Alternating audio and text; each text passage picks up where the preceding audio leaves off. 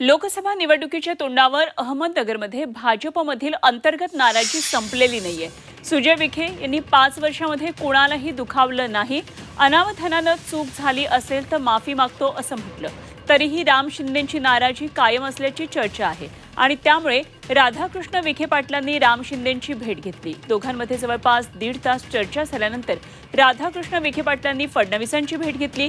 त्यामुळे अहमदनगरमध्ये भाजपतला अंतर्गत नाराजीची आता चर्चा सुरू आहे। राज्याचे महसूल मंत्री आणि जिल्ह्याचे पालकमंत्री राधाकृष्ण विखे पाटील साहेब हे माझ्या घरी मला भेटण्यासाठी आले। आमच्या दोघांमध्ये चर्चा झाली आणि चर्चेच्या अंती जे काही मुद्दे मी उपस्थित केले त्या अनुषंगाने मला वाटतं कालच राज्याचे नेते उपमुख्यमंत्री देवेंद्रजी फडणवीस साहेब यांची त्या पार्श्वभूमीवरती त्यांनी भेट घेतली।